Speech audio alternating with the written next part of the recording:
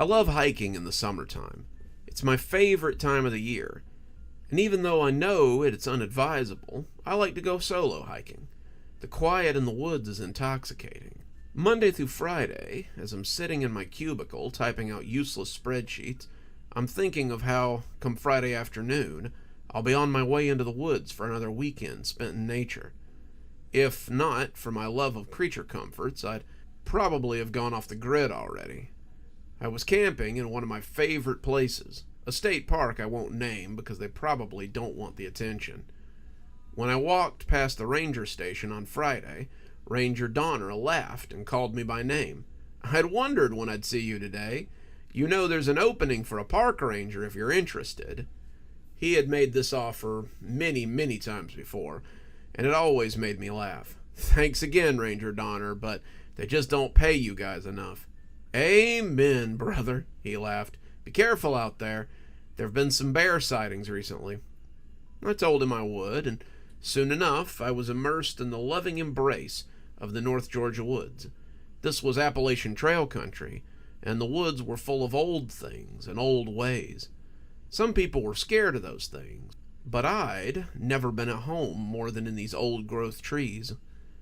I had never been more at home than in these old-growth trees. If encountering bears wasn't such a hazard, I would likely have slept out under the stars while I was here. I spent my first night just hiking into the park, looking for a stream I had camped beside several times in the past. Sometimes I fished here, sometimes I just sat and listened to it run, but it was just about the most peaceful place I knew of. The old trees gathered here too, so I guess they liked the river as well, and you could look up at night and see the stars shining through them most any old night. I was always a little jealous of those trees. They got to sit here their whole lives and see those stars, but I was just a tourist. I made it there just as the sun was starting to yawn, and by the time my tent was set up and my fire was dressed, there was no time for fishing. I cooked up some of the food I had brought, hung up my hammock by the light of the dancing fire, and laid out so I could watch the stars. I was careful to put any tasty leftovers away so the bears wouldn't smell them, and put the fire out as my yawns got longer and longer. I slept in the hammock that night and woke up to the sounds of birds and the laughter of the river. It was a great way to start the day, in my humble opinion. I did fish that day, pulling out a couple of little fish and a pretty big trout that must have gotten lost. I cooked up the brim for lunch and figured I would save the trout for dinner, and as the day petered by in its slow way, I was sorry that these times ever had to end. I did some chores, got everything ready for nighttime, and as I cooked the trout and read the Grisham novel I'd brought, I thought I saw something coming together a little further down. It could have been other campers, I suppose, but it sounded like kids. It was never anything consistent, a loud laugh here or the sound of a hammer driving in a stake there, but it kept drawing my attention away from my book and back to the woods. I was nowhere near a campground, the place where people with kids like to camp, and I couldn't see anybody coming in this deep on a Saturday if they knew they were going to have to go home on Monday. Maybe I thought it was someone who was taking a week-long trip, but that was crazy too. Why not camp at one of the regular campsites? They had all the amenities and none of the usual worry about bears lumbering in or accidentally wiping with poison oak. Well, I countered, because they, like you, want to rough it in the wilderness and feel like real pioneers. The more I picked up the sounds of kids, and the more it started to sound like more than one or two, the less likely that seemed. It was edging towards real dark, my trout little more than bones now, when something sprang up all at once and made me whip my head around like I thought the woods were on fire. It was a fire, all right, but it wasn't a forest fire. About 80 feet to my left, and having sprung up like an elven fire in a Tolkien story, was a campfire. The sounds of children, hazy and ghostly before, had coalesced into something more normal now. They were singing campfire songs, and I lifted my nose a little as the smell hit me, Roasting hot dogs, it smelled like. My own fire was low, a going-out fire, and it was almost too dark to read my book. I'd just about decided to put it out and go to bed when I heard rustling coming my way and perked up. It was making a beeline for my campsite, and it wasn't making any efforts to be quiet. Could be a bear, I thought, or a raccoon who was too full from the Scout's cooler to give my offerings much of a sniff. It came closer, slowly making its way to my campsite, its path wobbling a little as it came, but when it stopped about 10 feet away from me, I felt my breath catch in my throat. Was it watching me? You sometimes heard stories about skinwalkers or wendigos or other weird stuff out here, but I'd never put any stock into it. Now, however, as I sat out here and listened to something getting closer and closer to my camp, I thought they might be onto something. Then I heard a weird raking sound and the unmistakable sound of someone pissing. I looked a little closer, the murky post-sunset light making it hard, and saw a kid in a scout uniform relieving himself on a tree not too far from my camp. He zipped up after he finished, but as he turned to go, he must have seen me, and I saw him start a little. He looked like he might be embarrassed, but he recovered quickly, smiling and lifting a hand to wave. "Geez, sorry, mister. I didn't mean to pee in your campsite. I didn't know anyone else was out here but us." "That's all right," I said. "No harm, no foul." I was getting up to put my book away and climb into my tent for the night. It was going to be a little loud for stargazing, when the kid asked me if I wanted to come and have a hot dog or something. "We've got tons, and I don't think Scoutmaster Dan would mind." I laughed. "No offense, kid, but I doubt your Scoutmaster wants you bringing in random hikers for your wiener roasts." "Oh, he won't mind. We usually invite people to our fire. You can come if you want, but I understand if you don't." I thought about turning him down, but something made me want to go. Maybe it was just the weirdness of finding a scout troop in the woods, but I kind of wanted to go and meet this Scoutmaster and find out what they were doing this far out. Curiosity, it seemed, was something I had a little too much of these days.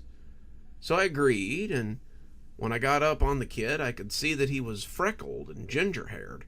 A really bad combo in the Scouts for a kid who probably had to use SPF 5000 if he was in the sun. He was dressed in a familiar uniform, though he had a number 45 on his sleeve. I had been a part of Troop 41, but I had never heard of Troop 45 before. Maybe they were new, I thought, and followed the kid back to his campfire. I found 9 other scouts sitting around a roaring blaze with the Scoutmaster at the head. He was playing a guitar and singing something I remembered from my own days in the Scouts, and when he saw me, his face filled with none of the usual mistrust that an adult would usually have when a stranger wandered into their campsite. He smiled at me, his grin looking predatory in the light, and finished the song before waving us over. "Gabe, who did you find in the woods?" he asked. "He's camping not far from here," the kid, Gabe, said. "I figured he might want a hot dog or something." Sure, the Scoutmaster said. "Have a seat. We got dogs for everyone." He turned to a cooler behind him and pulled out a hot dog and a long skewer so I could cook it. I thanked him, introducing myself and saying I hoped this wasn't any trouble. The guy just waved a hand at me, his smile never slipping. No trouble at all. Hope you're not scared off by spooky stories, because as soon as the hot chocolate is done, we're having a story before bedtime." I hadn't noticed the big kettle hanging from the hook over the fire till then. It hissed periodically as some of the hot chocolate fell onto the fire, and I watched as I sat down next to Gabe and another kid and cooked my hot dog. "Scoutmaster Dan tells the best stories," Gabe said, putting another hot dog onto his stick and roasting it. I relaxed a little, feeling at ease in a way I hadn't since I'd been in the Scouts myself. I was at home in the woods, but There was something soothing about sitting amongst your fellow scouts and roasting hot dogs over an open fire. It was something I hadn't done since I was 14, and as my hot dog cooked, I glanced at the kid next to me and asked what his name was. The kid didn't say anything, and the longer the silence went on, the more awkward it felt. The kid's silence was preternaturally heavy, and as I glanced away, it felt like he had drawn me into some gravitational pull. "Don't mind Edwin," Gabe said, through a mouthful of hot dog. "He's kinda weird." Scoutmaster Dan started passing out hot chocolate then, taking it down and pouring it into those insulated paper cups. He grinned that odd grin as he handed it to me. He passed one to Edwin, a little harder than he should have, and I expected the kid to yelp as some of it dripped over onto his hand. Instead, he just nodded at the Scoutmaster as he went around to hand out the rest of them. "Well then," Dan said, as he came back to the head of the fire, "let's all give a toast to this year's campout and to the start of spooky stories. Huzzah!" he said, and drank. It must have been scalding, but the kids drank too and finished their cups in one pull. I made to drink mine as well. The hot chocolate smelled great, but I looked down to see that Edwin had put a hand over my cup. He shook his head at me and gave me this weird look as he quickly traded cups with me and drank mine too. Dan's cup must have been fuller than everyone else's because he was the first to start and the last to finish drinking. Boy, that hits the spot, right, kids? Now for tonight's story. Let's tell the old classic about the crazed Scoutmaster. Most of them oohed appreciatively, and as Dan stood over the fire, the shadows turned his face into a ghastly, grinning mask. Once, there was a Scoutmaster who took his troop out for a summer camp out. He brought them to the woods, he fed them, he sang for them, and then it came time for the stories and the customary hot chocolate. One of the kids coughed, but I barely noticed as Dan started the story. He passed the hot chocolate around, and they all drank deeply, and as the warmth washed over them, he began his tale. Another kid coughed, really hacking it up, and I guessed that was understandable if he'd quaffed the whole mug of hot chocolate in one go. Little did the scouts know that their Scoutmaster had gone a little bit cuckoo. You see, the Scoutmaster's wife had left him. He was living on a friend's couch, and his car was being towed from the school parking lot, even as he sat in the woods.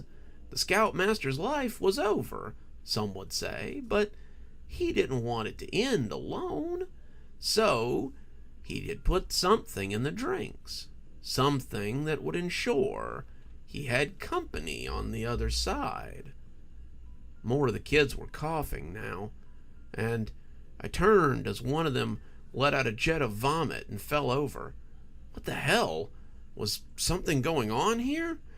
Most of the kids were listening to the story, and even the ones who were coughing or throwing up were looking at the Scoutmaster with rapt attention. I wanted to do something to help them, but yet again, Edwin, the silent kid, put a hand over mine and shook his head. So he told them what he had done. Their Scoutmaster told them the scariest story of all, the story of their own death. He was looking at me now, seeming surprised that I wasn't coughing, but not overly so. They cried and wept. They begged him to say it wasn't true, but it was too late by then. Some of them had already begun to get sick, and as they all died, so too did the crazy Scoutmaster. Now the shadows cast by the fire seemed more like they were revealing him than masking him. Scoutmaster Dan had thick purple bags under his eyes, and his throat was swollen like he'd been hung. His skin was ragged and pale, and as he grinned at me, I saw a roach crawl from his mouth and scuttle over his neck. "That should have been the end of the story," he said, his voice growing raspy. "But every year, the scouts come back for one last jamboree. They cook hot dogs, they sing songs, and they drink their hot chocolate and die all over again. Sometimes they find other people to come with them, and the crazy Scoutmaster finds more victims for his troop. I caught something from the corner of my eye, and when I turned to look, I could see others gathering around the edge of the circle. Drifters, hikers, and even a couple of park rangers were standing there, all looking ghostly and all staring darkly into the void. I turned back and jumped. Scoutmaster Dan was right in my face, his terrible grin more skeletal than ever. "It looks like Edwin has stopped me from adding another new friend to our circle. That's okay, though. There's always more, and there will always be more poor, lost souls to add to our troop." His mouth opened much too wide then, and as his skin split and his body fell to dust, I turned to Edwin and mouthed a quick thank you. He opened his mouth to speak, but only bugs came out, and as he too fell into dust, I must have passed out or something. I woke up and prayed that it had all been a dream I'd had in my hammock, but I was still by the remains of the Scouts' campfire, and the old and faded cup was sitting on the ground by my feet. I packed up and made my way out of the woods as quickly as possible. I decided I had camped enough this weekend, maybe for several weekends, and as I came back to the ranger station, Ranger Donner hailed me. I must have looked like I'd seen a ghost, har har, because he called me again and came running up to ask if everything was okay. Before I could stop myself, I asked him if he knew anything about Boy Scout Troop 45, and he went pale. "Yeah, that's a little bit of local legend, that. Scoutmaster took his troop on a weekend hike and poisoned them. He used some kind of herbs or something, and kids stopped breathing and just kind of went out. That was in," he thought about it, "75 or 76, they tell me. Why? Did you find something out there, an old tent or something?" I told him I hadn't. I was still just curious about it, but I don't think he believed me. Sometimes people report weird things out in the woods about this time of year. They say they can hear campfire songs or smell hot dogs and hot chocolate cooking. Sometimes they also say they see people. Sometimes people go missing. I'm glad you weren't one of them, kid. I think I might give it some time before I go back to the woods. Some time and maybe a change of campgrounds. I don't want to find myself anywhere close to that particular fire again. Good evening, everyone. It's me, Dr. Plague. Thank you so much for joining us for tonight's show. If you think you might like a little more spooky in your life, then please feel free to click on one of the videos we have up here. Maybe look at one of the playlists if you're trying to get caught up. I know, there's so many videos on the channel. There's so many series that are going at the same time. Sometimes you just need a little refresher course, and I gotta say, I always enjoy the views. If you're not subscribed, feel free to hit that subscribe button. Maybe hit the bell so you don't miss anything. We upload a lot on this channel, so you won't want to miss a single story as they come out. If you'd like to support the channel, you can click on the Amazon link down there. There's quite a few books in my Amazon account. You can have a look, and if you'd like a signed copy, get up with me through email, and I'll be happy to work something out with you. Also, there's links to my Patreon, and you can become a member on the channel if you'd like your spooky a little bit early. Patrons and members on the $5 tier get their videos 12 hours early. That's in the morning as opposed to in the evening. Patrons at the $10 level also get a signed copy of my book anytime I write one. Speaking of my patrons, you should see them appearing right now. Just wanted to take a minute to say how much I appreciate all of you. Patrons, subscribers, however you give to the channel. I really appreciate everything you do, and it truly touches me that you have chosen to support the channel in this way. Well, that's enough for now. Till next time, Dr. Plague, signing off. Have a wonderful evening.